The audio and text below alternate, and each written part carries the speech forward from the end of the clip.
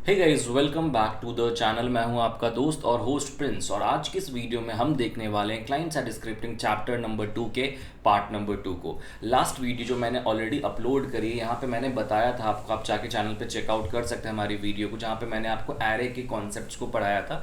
Array क्या होता है, एरे की बहुत सारी चीज़ों को हमने डिस्कस किया था लास्ट टाइम। हालांकि ये जो पूरा सब्जेक्ट है, ये पूरा प्रोग्रामिंग सब्जेक्ट है, तो आज की इस वीडियो में हम लोग प्रोग्राम्स कवर करने वाले हैं।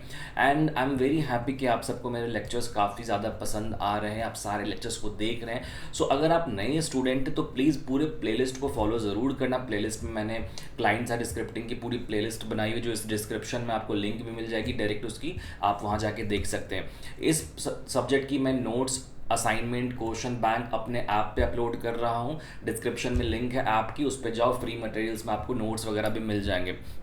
आज हम लोग स्टार्ट करने वाले हैं एरे के प्रोग्राम्स को। एरे बहुत सिंपल टॉपिक है, वहाँ पे बेसिक प्रोग्राम्स होते हैं, बट आज के इस वीडियो में हम लोग प्रोग्राम्स देखने वाले हैं। एरे के प्रोग्राम्स को हम किस तरीके से परफॉर्म करते हैं।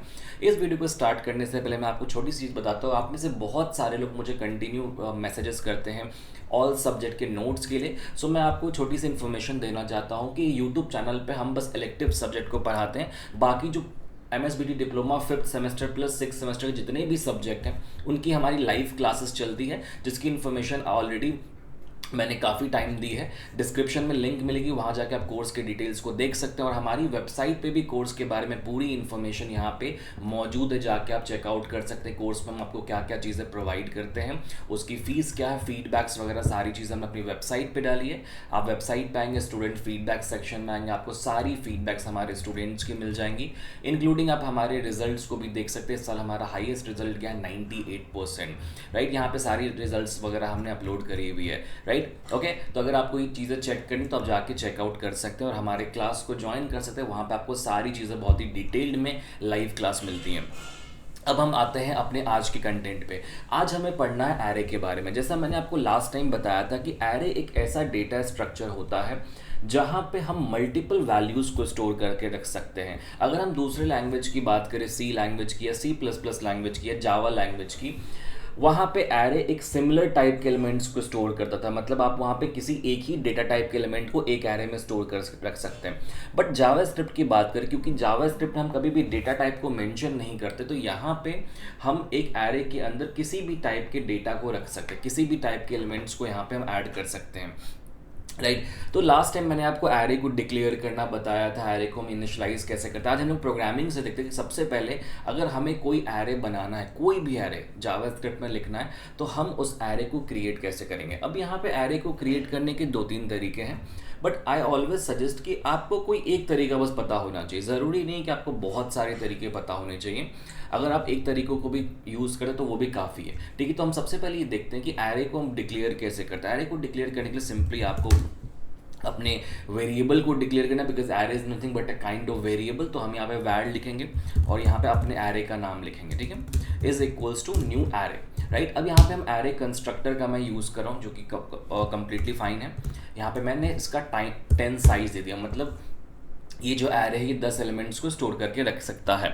अब ये ज़रूरी नहीं है कि आप यहाँ पे साइज़ को मेंशन करें, ठीक है। हो सकता है कि आप डायरेक्टली एरे को इनिशियलाइज भी कर सकते हैं। जैसे मान लेते हैं कि एरे जब आप बनाते हैं तो आप वहाँ पे एरे की वैल्यू को भी पास कर सकते हैं। जैसे कि मैंने यहाँ पे 10 दिया, तो अगर मैं यहाँ पे ऐसे कॉमा दे दूँ 10, 20, 30, 40, 50, तो ऐसे मैं मल्टीपल वैल्यूज़ अपने एरे में रख सकता हूँ। ये भी कम्प्लीटली ओके होता है एरे के अंदर, ठीक है। एरे जो दूसरे सब्जेक्ट्स के एरे होते हैं उसमें और जावास्क्रिप्ट के एरे में थोड़ा फ़र्क होता है, राइट। एरे जो आप दूसरे सब्जेक्ट्स में करेंगे वहाँ पे एरे जो होता है वो डायनेमिक नेचर का नहीं होता, बट यहाँ पे आपकी एरे जो होती है वो डायनेमिक नेचर की भी हो सकती है। यहाँ पे मेमोरी ऑटोमेटिक अलोकेट होती है न्यू ऑपरेटर का यूज़ करके। सो जावास्क्रिप्ट में थोड़ी चीज़ें डिफरेंट होती हैं एरे के बारे में। अब जैसे देखो, एरे में अगर हमें कोई भी एलिमेंट को डिफाइन करना, तो हम जानते हैं कि एरे में हम उसकी इंडेक्स वैल्यू को यूज़ करते हैं। एरे की इंडेक्स वैल्यू जो होती है वो 0 से स्टार्ट होती है, ठीक है। तो सबसे पहले जो मैंने ये एरे बनाया, अगर मैं इसको प्रिंट करना चाहूँ तो कैसे करूँगा, with the help of loop. तो आपके पास 2-3 ऑप्शन, जैसे आप नॉर्मल ऐसे भी कर सकते हैं, डॉक्यूमेंट डॉट राइट और यहाँ पे माई एरे ऑफ 0 मान लेते, कुछ ऐसा मैंने यहाँ पे प्रिंट किया, तो ये क्या करेगा, ये मेरे 0th एलिमेंट पे जो चीज़ें होंगी उसको प्रिंट आउट कराएगा। जैसे यहाँ पे देखो उसने 10 प्रिंट किया, आपको दिख रहा होगा यहाँ पे आपके पास सामने, यहाँ पे 10 प्रिंट हो गया।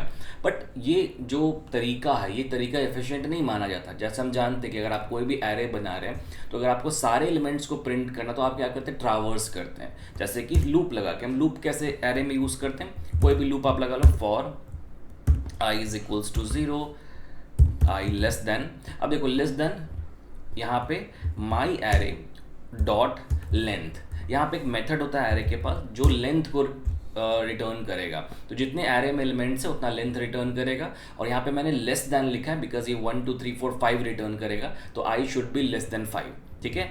इक्वल टू नहीं होना चाहिए यहाँ पे, बिकॉज 0 से स्टार्ट होती है एरे की index position, i plus plus.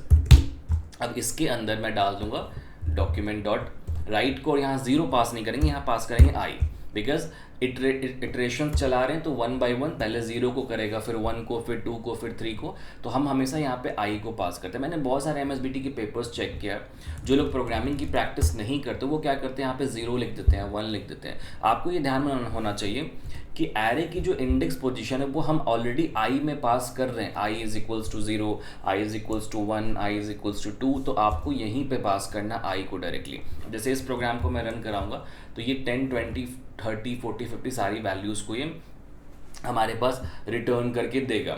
अब यहाँ पे आप लाइन भी ब्रेक कर सकते हैं, जो लाइन है मेरी वो मैं ब्रेक कर सकता हूँ यहाँ पे, document dot write double quotes B R tag, ठीक है। अब जनरली मैं ये प्रेफर करता हूँ कि मैं अलग अलग लाइन्स में लिखूँ, ताकि जो आपका प्रोग्राम है एग्जाम पॉइंट ऑफ व्यू से आपको अच्छे मार्क्स यहाँ पे मिल जाए, प्रोग्राम थोड़ा लेंदी हो जाए, ठीक है। बट ये ऑनेस्टली आपके ऊपर डिपेंड करता है। जैसे मैंने यहाँ पे क्या देखो, यहाँ पे हमारे सारे वैल्यूज़ यहाँ पे प्रिंट हो गए 10 20 30 40 50। इस तरीके से हम एरे के अंदर लूप को इस्तेमाल करते हैं। तो एरे को डिक्लेयर हम कर सकते हैं, एरे को हम एरे को इनिशलाइज ऐसे करते हैं, एरे में वैल्यूज़ हम ऐसे देते हैं। अब एरे के ऊपर बहुत सारे प्रॉब्लम स्टेटमेंट आते हैं जो हम लोग आगे जाके पढ़ेंगे, बट एरे को डिक्लेयर करना, इनिशलाइज करने का तरीका यही होता है, एरे में लूप को यूज़ करने का तरीका यही होता है। अब कई बार हमें ऐसा होता है कि हम एरे में ना कोई नए एलिमेंट को ऐड करें। मान लेते कि ये मेरा एरे है 10 20 30 40 50, मैं चाहता हूँ कि इस एरे में मैं एक नया एलिमेंट ऐड करूँ, तो मैं कैसे करूँगा, जाहिर सी बात है कि मुझे इंडेक्स पोजीशन चाहिए होगा।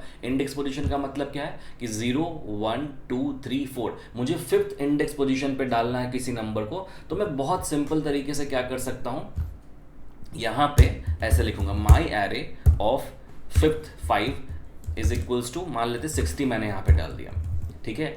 तो क्या करेगा, ये 5th इंडेक्स पोजीशन पे एरे की वैल्यू को 60 पुट करेगा। देखो यहाँ पे 60 ऐड हो गया, ठीक है। बट कई बार हमें इंडेक्स पोजीशन यहाँ पे पता नहीं होता है, यहाँ पे 5 नहीं पता है, तो हम एक और चीज़ यहाँ पे डाल सकते हैं, माई एरे डॉट लेंथ, बिकॉज आप सबको पता है कि जो लेंथ ऑफ एरे है वो रिटर्न करेगा लेंथ को। अब एक चीज़ हमेशा ध्यान रखना, माई एरे डॉट लेंथ ये रिटर्न करता है नंबर ऑफ आइटम्स को, मतलब 1 2 3 4 5, ये 5 रिटर्न करेगा। तो हमने यहाँ पे पास कर दिया 5, इसका मतलब क्या है कि इंडेक्स पोजीशन 5th हो गया, क्योंकि इंडेक्स पोजीशन 0 से स्टार्ट होती है। तो 0 1 2 3 4 पे हमारा 50 है, तो 5th इंडेक्स पोजीशन पे हमारा 60 आ जाएगा। तो इस तरीके से आप एरे में किसी भी एलिमेंट को ऐड कर सकते हैं। ये बेस्ट तरीका होता है एरे में एलिमेंट्स को ऐड करने का।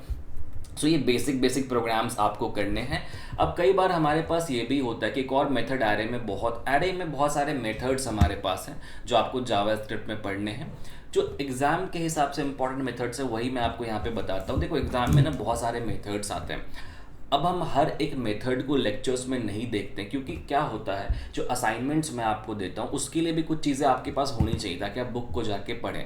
इसलिए मैं यहाँ पे आपको कुछ मेथड्स बता रहा हूँ, बट आपको और सारे मेथड्स जो हैं वो खुद से भी प्रैक्टिस करने हैं। जैसे एक मेथड हमारे पास होता है एरे में सॉर्ट का मेथड। तो मैंने जैसे यहाँ पे एरे बनाया तो मैं इसको क्या करता हूँ, थोड़ा रैंडम वे में लिखता हूँ, 10 30 20 50 40, ऐसा मैंने रैंडम वे में लिख दिया, ठीक है। अब मुझे इसको सॉर्ट करना है, मान लेते हैं इसको मुझे सॉर्ट करना है, और एरे में एलिमेंट जो मैं ऐड कर रहा हूँ वो ऐड कर रहा हूँ 25, ठीक है। 25 मैंने एलिमेंट ऐड किया, तो मैं यहाँ पे सिंपल पहले प्रिंट करता हूँ ओरिजिनल एरे को मेरे, यहाँ पे डॉक्यूमेंट डॉट राइट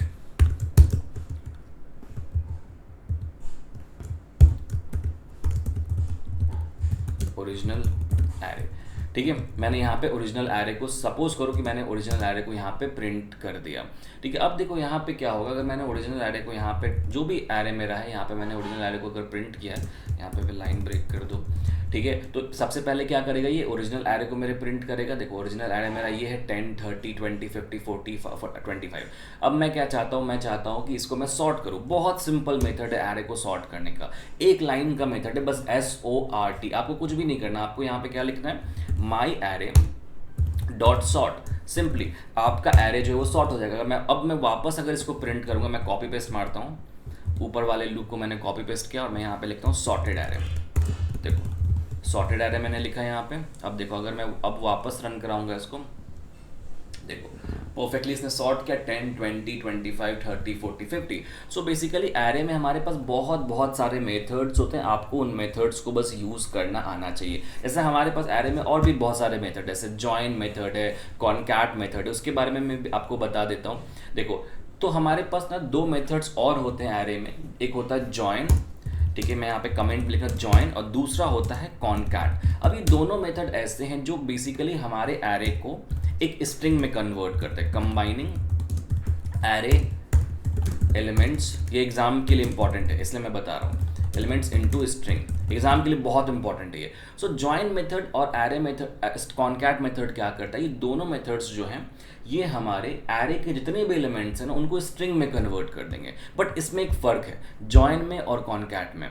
अब देखो कॉनकैट मेथड क्या होता है, जो कॉनकैट हमारा मेथड है ये एरे के सारे एलिमेंट्स को सेपरेट करेगा कॉमा से, राइट। मतलब आप यहाँ पे अगर कॉनकैट मेथड लगाते हैं तो वो ज्वाइन करेगा एज अ एरे के सारे एलिमेंट्स को एज अ स्ट्रिंग में कन्वर्ट तो कर देगा, बट इसमें एक लिमिटेशन है कि ये सेपरेट करेगा हमारे वैल्यू, सेपरेट विथ कॉमा, ठीक है। बट जो ज्वाइन मेथड होता है ये भी आपके वैल्यूज को सेपरेट करता है कॉमा से, ठीक है। बट यहाँ पे आपके पास यू कैन ऑल्सो स्पेसिफाई, मतलब आपके पास एक फैसिलिटी होती है, फ्लेक्सिबिलिटी होती है कि आप यहाँ पे किसी और सिंबल को भी यूज कर सकते हैं other than comma. You can also specify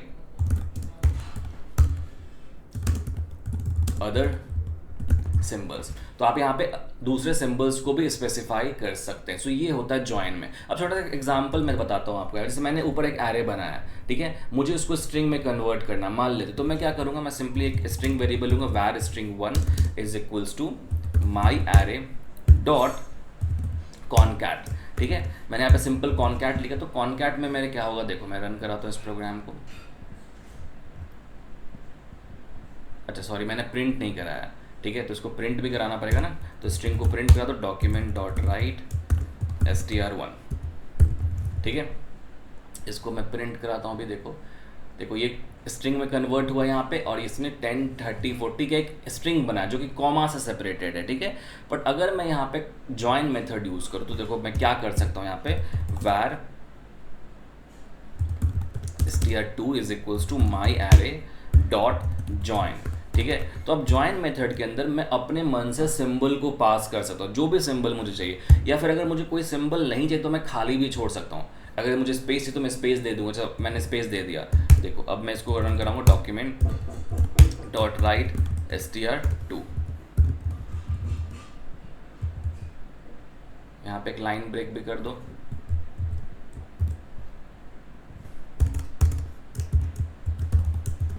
ठीक है।